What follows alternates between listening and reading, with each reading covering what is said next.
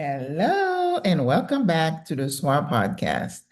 I am your host, Maggie Lazar, and this podcast is really about intersecting aging, wellness, and wisdom. Sometimes I got to think through the three words, the three prongs of this podcast, the things that are important to me as I move through this life and I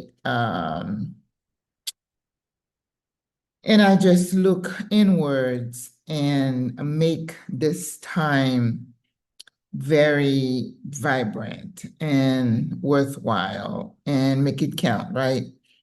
So today I was I listening to some news or maybe talking to someone? No, I was listening to, I don't think it was a podcast, but this person was saying how unstable, yeah, I was watching another YouTuber's video, how unstable this region that I'm in is at this point. And she's saying she was thinking about Panama, but she decided not to and to hold back. And then that brought to mind the futility of life, the fragility of life, and how out of our control everything is, right?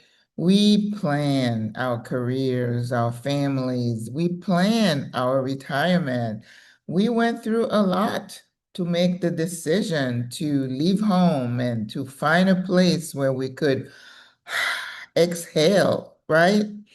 And then it wasn't a few months into retirement when all hell broke loose. So now everything is hanging, we're not sure.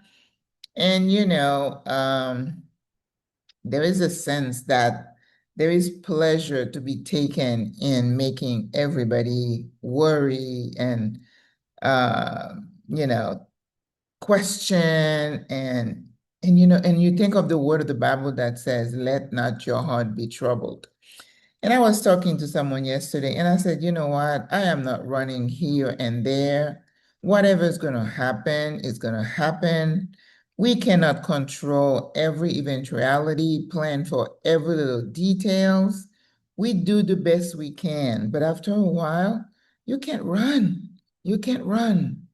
I mean, I'm not going to walk into a war zone, but I cannot live my life running here, running there because of somebody's unstable intentions and demands. And you know what? Life is to be lived. And I have decided I want to live my life every day, make it count, not worried about tomorrow so much because tomorrow is not promised.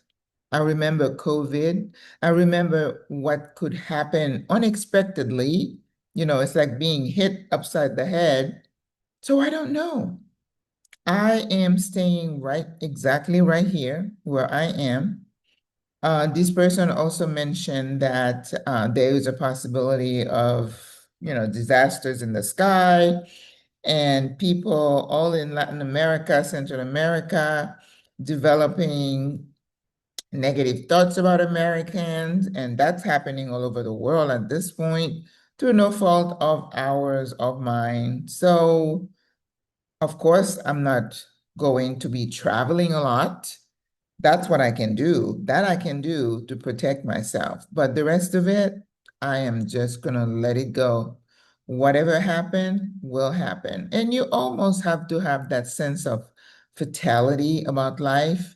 You control what you can, and the rest of it, you have got to let it go. So, sis, today, let not your heart be troubled. Do what you can and leave the rest to the universe, to the Almighty, because men's evil deeds will continue as long as this earth is in existence, right? And we're just collateral damage. So the sooner we get used to that, it's not a fatalistic type of attitude. It's just knowing, being objective, knowing what you can control and what you can't. All right. But what we can control as we go throughout our day is to be kind, to be helpful, to be grateful.